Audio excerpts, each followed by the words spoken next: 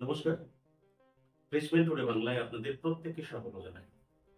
আজকের আমার অনুষ্ঠানে বিশেষ অতিথি বিজেপি নেতা সম্রাট চক্রবর্তী। সম্রাট, স্বাগত জানাই আজকের অনুষ্ঠানে। নমস্কার, আপনাদের টোটাল দর্শকদেরকেও প্রণাম জানাই। বহুল চর্চিত বিষয় এই সময় এসআইআর। তো আজকের অনুষ্ঠানটাকে যদি আমরা এসআইআর ভিত্তিক যদি করে দেব, এখানে অনেক প্রশ্ন থাকে, অনেক সাধারণ মানুষের এসআইআর এর কি হবে, কি হতে চলেছে। তো এইসব ব্যাপারগুলো নিয়ে আজকে আমরা আলোচনা করব। সম্রাট, বিহারের বা পশ্চিমবঙ্গে এসআইআর নির্বাচন কমিশন চালু করতে, এটা নিয়ে সিদ্ধান্ত যেটা নির্বাচন কমিশন নিলেন, কিভাবে দেখছেন? প্রথমত আপনাদের মিডিয়া পোর্টালের মাধ্যমে গোটা পশ্চিমবঙ্গের মানুষদের বলতে চাই, এসআইআর এবং এসআইআর সংক্রান্ত বিভিন্ন তথ্য আপনারা কিন্তু যথাযোগ্য স্থান থেকেই গ্রহণ করুন। কারণ সোশ্যাল মিডিয়ার যুগে যেমন অনেক কিছু ভালো তথ্য দ্রুত ছড়িয়ে পড়ে, অনেক ভুল তথ্যও কিন্তু ছড়ায়। স্পেশাল ইন্টেন্সিভ রিভিউ বা এসআইআর যেটাকে বলা হচ্ছে, এই বিষয়ে এটা একটা রিভিশন, রাইট? তো এটা টেকনিক্যালি নির্বাচন কমিশন কিন্তু একটা নির্দিষ্ট সময়ের সাপেক্ষে পরিষ্কার পরিচ্ছন্ন ভোটার তালিকা তৈরি করার উদ্দেশ্যে করে থাকে। এবং এমন না যে ভারতবর্ষের ইতিহাসে এটা প্রথমবার হচ্ছে। এর আগে 2002 সালে কিন্তু এসআইআর হয়েছিল, এটা 13তম এসআইআর করা হচ্ছে। প্রশ্ন হয়তো থাকতে পারে যে হঠাৎ করে কেন্দ্র সরকার বা নির্বাচন কমিশন এটা কেন করছে। তো এখানেও আপনাদের পোর্টালের মাধ্যমে একটা ভ্রান্তি দূর করি, সরকারের থেকে বেশি এই টোটাল কাজে নির্বাচন কমিশনের গুরুত্ব, সিদ্ধান্ত, পদক্ষেপ এবং কার্যপ্রণালীটাই কিন্তু গুরুত্বপূর্ণ। তো রাজনৈতিকভাবে না, এটা দেশের সংবিধান দ্বারা পরিচালিত একটা সংগঠন, ভারতীয় নির্বাচন কমিশন। সেই সংগঠন দেশের প্রতিটি রাজ্য, কোনো বিহার পশ্চিমবঙ্গ ভোট আছে তাই হচ্ছে, এই দুটো রাজ্যে হচ্ছে এমন কোনোটাই না। ভারতবর্ষের প্রত্যেকটি রাজ্য এবং ইউনিয়ন টেরিটরিজ গুলোতে নির্বাচন কমিশনের রাজ্যের যে সিওরা রয়েছে তারা কেন্দ্রীয় নির্বাচন কমিশনের নির্দেশেই এসআইআর প্রসেসটা কিন্তু কমপ্লিট করে। এই জায়গায় একদম এখানে যেটা এসআইআর চলছে, তৃণমূল কংগ্রেস বলছে যে এসআইআর হচ্ছে রাজনৈতিক উদ্দেশ্য প্রণোদিত। কি মনে হয়? আপনার এই প্রশ্নের উত্তরটা টেকনিক্যালি আমি আগেই বললাম, তবে আমি আবারও ক্লিয়ার করছি। একদম clear. Trinamool, BJP, Congress, CPM, RSP, ভারতবর্ষের নির্বাচন কমিশনের অনুমোদন প্রাপ্ত যতগুলি রাজনৈতিক দল আছে, এসআইয়ের ভালো মন্দ, এসআইয়ের লাভ ক্ষতি এই হিসাব তারা করতেই পারে, আমরাও করতে পারি। কিন্তু নির্বাচন কমিশন যে এসআইআরটা করছে এটা কোনো অসাংবিধানিক একটা নির্দিষ্ট পার্টির স্বার্থ পাইয়ে দেওয়া, একটা নির্দিষ্ট পার্টিকে ক্ষমতায় আনা এসবের জন্য কিন্তু করছে না। ভারতবর্ষে যারা বৈধ নাগরিক তাদের ভোটাধিকারকে পরিচ্ছন্ন ফ্রড ফ্রি করার উদ্দেশ্যে ফেক ভোটার্স গুলোকে কাটিয়ে দেওয়া, মৃত যারা হয়েছেন, যাদের বাড়িতে বা যাদের পরিবারে যারা মৃত, তাদের ভোটার কার্ড নিয়ে মিথ্যা ভোট না দেওয়া, ছাপ্পা বন্ধ করা, প্রধান এই সমস্ত পয়েন্টকে গুরুত্ব দিয়ে নির্বাচন কমিশন কিন্তু এসআইআরটা করছে। আমি আবারও রিপিট করছি, তৃণমূলের ক্ষতি, বিজেপির লাভ, আরএসপি ক্ষমতায় আসবে, জেএমএম হেরে যাবে, এরকম কোনো গল্পই নেই। নির্বাচন কমিশন পক্ষপাত মুক্ত ভাবে এসআইআরটা করছেন। একদম। এই যে এসআইআর, এটা একটা স্পেশাল, এই জন্য এসআইআর বলা হচ্ছে স্পেশাল ইন্টারেস্ট রিভিশন। অথচ নির্বাচন কমিশন কিন্তু প্রত্যেক বছর, এটা একটা সিস্টেম নির্বাচন কমিশনের, যে প্রত্যেক বছরই ঠিক এইভাবে রিভিশন হতে থাকে, কারণ অন্তর্ভুক্ত হয় বা কেউ বাদ চলেছে। তখনও কি মনে হয়েছে যে এই যে প্রচার, এসআইআর এর যে প্রচার, বিহার একটা জিনিস আমরা দেখেছি, এত বাদ যাওয়া, বা পশ্চিমবঙ্গের নেতাদের, আমি আপনাদের দলেরই বলি, তারা বলছেন যে এত আহ, নাম, এত ভোটার বাদ যাওয়া, এটা কি মানুষের মনে একটা সন্দেহ তৈরি করছে না? কি মনে হচ্ছে? দেখুন, এই যে সন্দেহ, মানে সন্দেহটা কখন হয়, আমি একটা জিনিস সম্বন্ধে সম্পূর্ণ ধারণা রাখি না এবং আমার সামনেই একটা অন্য ব্যক্তি ওই একই জিনিস নিয়ে একটা অন্য মত রাখছে, সন্দেহ তখন তৈরি হয়। যেমন আমাদের রাজ্যের বিভিন্ন নেতৃত্ব 1 কোটি 1.5 কোটি ভোট কেড়ে যাওয়ার কথা বলছে, বা আপনি এখন যেটা বললেন বিহারে 55 লক্ষের উপরে মানুষের নাম কাটা গেছে।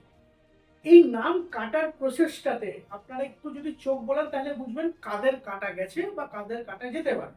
বিহারে নির্বাচন কমিশনের দেওয়া সম্পূর্ণ তথ্য অনুসারে প্রায় 45 লক্ষ ডেড ভোটারসদের নাম কাটা গেছে। প্রায় 7.5 লক্ষ ভোটার্স রয়েছে, যারা হয়তো বিহারের বাসিন্দা, দেশের অন্য প্রান্তে চাকরি করেন, কাজের সূত্রে গেছেন, সেখানে তারা ভোটার কার্ড করে ফেলেছেন। তাদের পূর্ববর্তী ঠিকানাতে তারা কিন্তু সেটা একদম। বিকল্প এই ভুল জায়গায় করছে। এই জায়গায় একটা জিনিস বলি, এসআইআর যে প্ল্যাটফর্ম আমাদের হচ্ছে সেটা তো খুব ভালো, এটা নিয়ে কোনো সন্দেহ নেই। No doubt। কিন্তু এটা কি কোনো রকম ভাবে বোঝাতে, সাধারণ মানুষ বোঝাতে কি কোনো সমস্যা হচ্ছে, যেখানে একটা বিতর্কের সৃষ্টি হচ্ছে? দেখুন, আমি কিন্তু রিপিটেটিভ হচ্ছি, তাতে আমার কোনো অসুবিধা নেই। একটু আগেই বললাম, সোশ্যাল মিডিয়া যেমন ভালো করছে তেমন খারাপ। একদম একদম। এই যে আপনি বললেন প্রচার, আজ থেকে 5-7 বছর আগে যখন সোশ্যাল মিডিয়ার এতটা প্রবৃত্তি বা প্রচার ছিল না, তখন ভারতবর্ষের এই নির্বাচন কমিশন এত সুষ্ঠুভাবে কি করে ভোটার তালিকা তৈরি করেছে।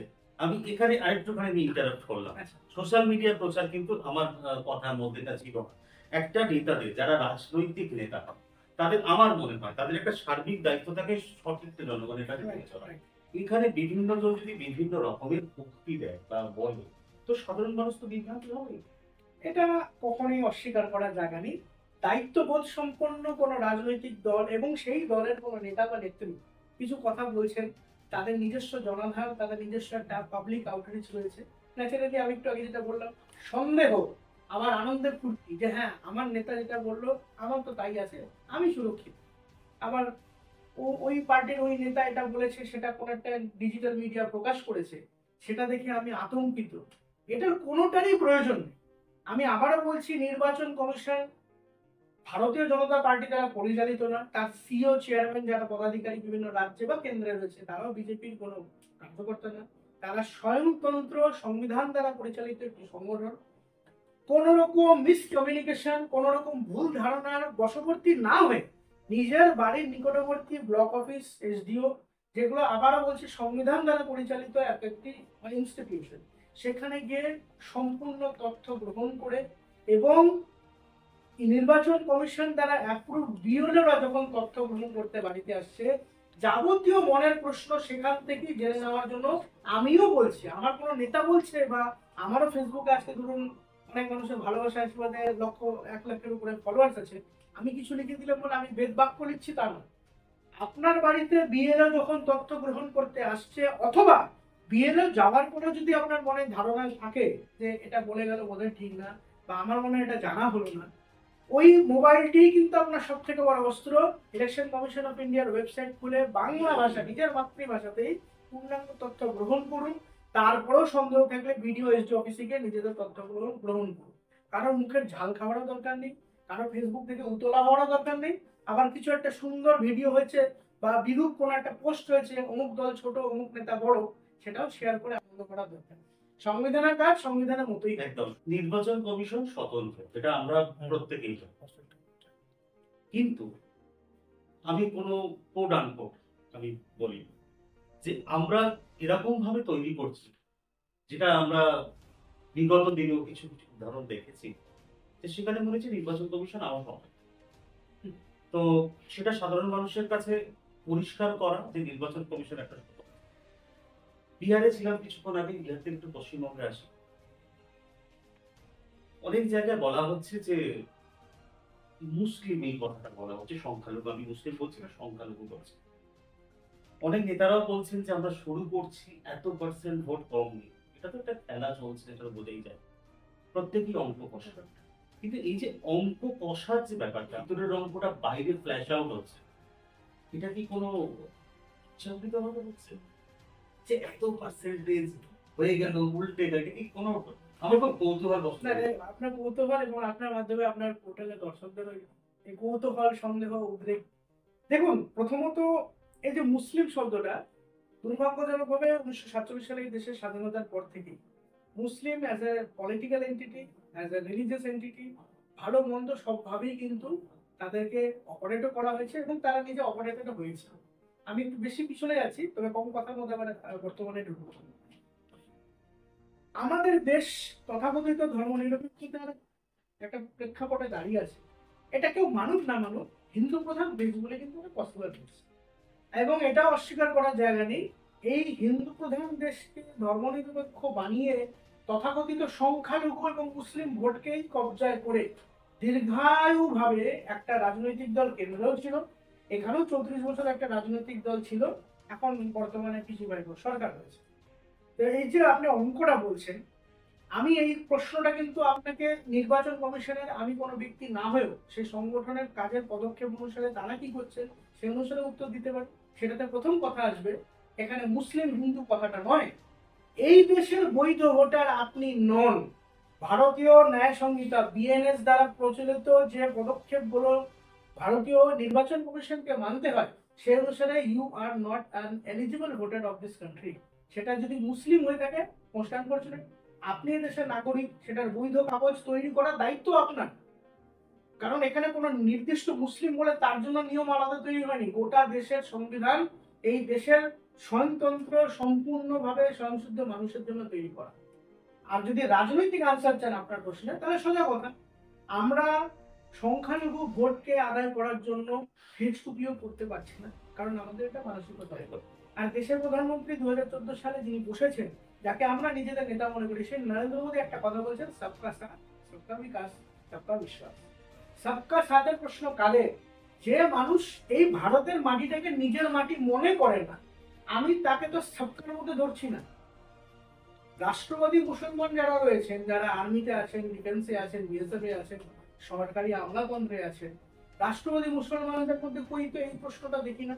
এটা তাদেরই প্রশ্ন যারা বাংলাদেশি রোহিঙ্গা ওইভাবে অবৈধভাবে এখানে এসেছেন, এবং যে রাজনৈতিক দলদের বলতে প্রশ্ন এসেছেন, প্রশ্ন কিন্তু তারাই করছেন। রাস্তার মোড়ে দাঁড়িয়ে চিৎকার করে মিছিল করে পাথর ছুটছে কিন্তু এই অবৈধেরা। যারা বৈধ তাদের তো ভয় নেই, তারা তো টুকটুকে বলছে আমরা আদি অনন্তকাল এই দেশের বাসিন্দা, আমরা হয়তো ধর্ম পাল্টে ফেলেছি, আমাদের পূর্বপুরুষরা হয়তো হিন্দু ছিলেন, কিন্তু আমরা এই দেশের এই মাটির বাসিন্দা, তাই আমাদের এসআইটি কোনো ভয় নেই। ভয় তাদের যাদের ভয়ের জায়গা থাকে, যাদের ভয়ের জায়গা নেই তারা ভয় পাচ্ছে না। একদম।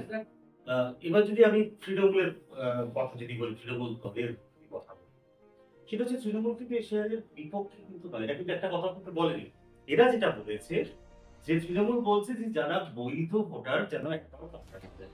এখানেও একটা জায়গা সেটা হচ্ছে যে বৈধ এবং অবৈধ এই যে জায়গা তো বিচার করা যাবে নির্বাচন কমিশনের সুষ্ঠুভাবে হবে বলে মনে হয় না। আমার তো কোনো জায়গা নেই। আমার কোনো দেখো, কারণ আমি টেকনিক্যাল রিজনে বলছি, আমি ওই যে ঘুরে ঘুরে বিহারে আসতে হচ্ছে অ্যাজ বিকজ ইজিলি ইমপ্লিমেন্ট হয়েছে ওখানে। বিহারে নির্বাচন কমিশন যে 55 লক্ষ ভোটারের নাম কাটাতো, ওখানকার যে তথাকথিত রাজনৈতিক দলগুলি, সোজা কথা বিজেপি বিরোধী রাজনৈতিক দলগুলি, আমাদের আরজেডি হোক বা হাম যেটা আছে, এই পার্টিগুলো তো সুপ্রিম কোর্টে গিয়ে নির্বাচন কমিশনের এই রিপোর্টকে তো অবৈধ ঠেকানোর চেষ্টা করেছিল, পিআইএল দাখিল করেছিল। নির্বাচন কমিশনের এই রিপোর্ট 100% সঠিক, আপনাদের পিআইএল খারিজ করা হবে বলে সুপ্রিম কোর্ট কিন্তু রায় দিল। ওয়াই? কারণ ওখানে বিজেপির নেতাগুলো জিতবে, এখানে নীতিশ কুমার এনডিএ এর মাধ্যমে মুখ্যমন্ত্রী হবে, ওই অঙ্ক কষে নির্বাচন কমিশন করেনি। কারণ এটাই যদি হতো তাহলে আদি অনন্তকালের মতো করে আমাদের এখানে এখনো কংগ্রেস সরকারই থাকতো, কারণ নির্বাচন কমিশনের মেন ভিত্তিপ্রস্তর কংগ্রেসে বলে হয়েছিল। জনতা দলের সরকারও তৈরি হতো না ভারতবর্ষে কোনোদিনও। এইচডি দেবেগৌড়াও কোনোদিনও প্রধানমন্ত্রী হতেন না, বা বিজেপির সরকার হতো না, অটলজি প্রধানমন্ত্রী হতেন না। এই যে আপনি বললেন, অ্যাকচুয়ালি তৃণমূল নিজেই কন্ট্রাডিকশনে আছে। আমি এটা আপনাদের পোর্টালের মাধ্যমে সোজা কথা বলি, তৃণমূল কাকে বৈধ মনে করছে? যারা অবৈধভাবে এসেছে তারাই তাদের কাছে বৈধ। যে রোহিঙ্গারা, যে বাংলাদেশিরা সামান্য কিছু টাকা দিয়ে বসিরহাট বর্ডারে তৃণমূলের অঞ্চলের পঞ্চায়েতের নেতাদের টাকা দিয়ে এখানে এসে আজকে ঘর বাড়ি করে এখানকার বৈধ ভূমিপুত্র ভূমিকন্যাদেরকে বঞ্চিত করছে, তৃণমূল তাদেরকে বৈধ মনে করছে, বিকজ তারা এদের ভোট ব্যাংক। আর অবৈধ বৈধর এই তারতম্য একটা সোজা, অন্তত ন্যূনতম শিক্ষাপ্রাপ্ত ব্যক্তি বা পুরুষ হোক বা মহিলা হোক, সে তো নিজেই চেক করে দেখতে পাবে ইলেকশন কমিশন কাকে বৈধ বলছে কাকে অবৈধ বলছে। ভারতবর্ষের সমস্ত প্রান্তের ভাষাতেই ইলেকশন কমিশনের ওয়েবসাইট রয়েছে। তাহলে যারা টাকা দিয়ে অবৈধ কাগজপত্র বানিয়ে সুযোগ পেয়ে ভারতে এসেছে, আমরা তাদেরকে আগে তাড়ানোর ব্যবস্থা করবো, ইয়েস অর নো? অবশ্যই ইয়েস। তাহলে সেই ইয়েসের কাজটাই তো নির্বাচন কমিশন করছে। তাদের আবার বৈধ অবৈধ আলাদা করে রাজনৈতিক দলের কথা এই গুরুত্ব দেওয়ার জায়গাটা কেন আসছে?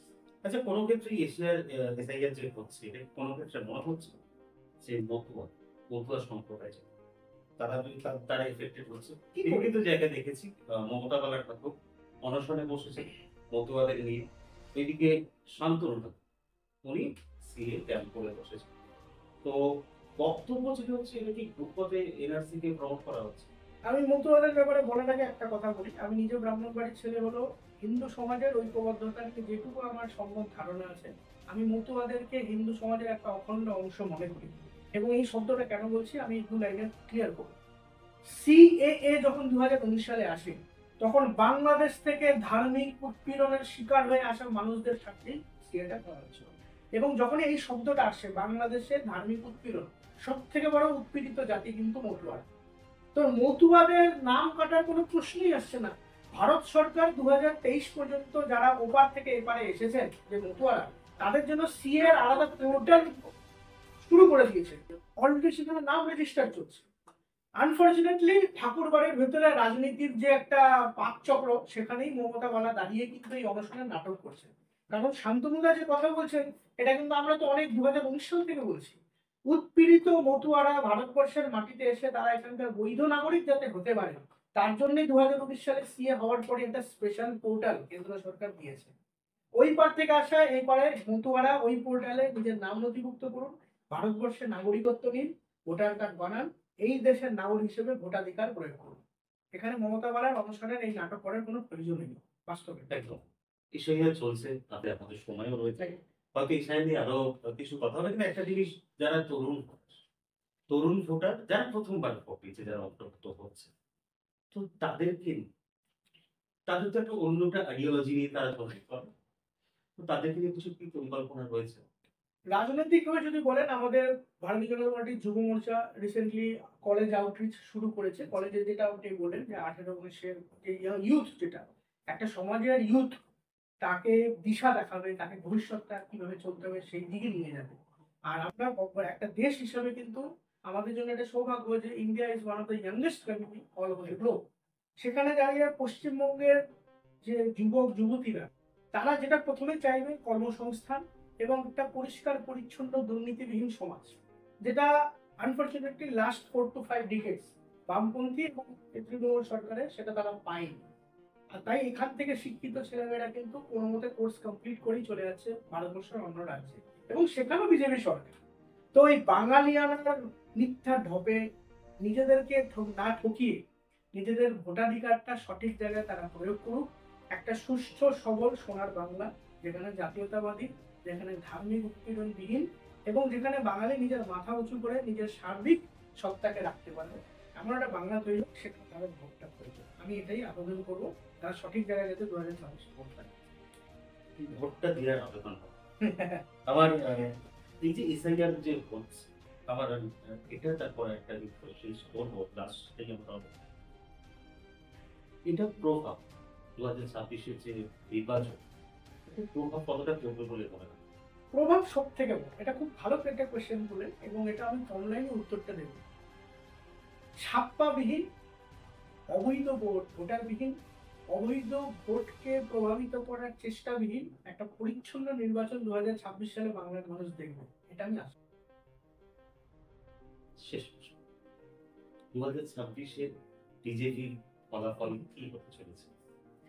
ওই তো বললেন, অঙ্ক যদি হয় এসআইআর তাহলে বিজেপি জিতবে, এই চিন্তা থেকে আমাদের বেরিয়ে আসতে হবে। দেখুন, আমি আবারও বলছি, আমি এখানে আপনার যে খুব সুন্দর লাগলো এই 15-20 মিনিটের ইন্টারভিউটা, এখানে বিজেপি নেতা হিসেবে শুধু না, একজন বাংলার নাগরিক যে সত্যি চিন্তিত এই রাজ্যটা কোথায় যাচ্ছে, সেই হিসেবে উত্তরগুলো দিয়েছি।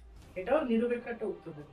আমার পার্টি জিতুক, আমি সবসময় চাই বাংলার মানুষ ঠিক করুক তারা কি চাইছে। তারা কি রাত্রি 8টা পেরিয়ে গেলে মা বোনেদের বাইরে বন্ধ করে রাখতে চায়, বাইরে না যেতে দিতে চায়?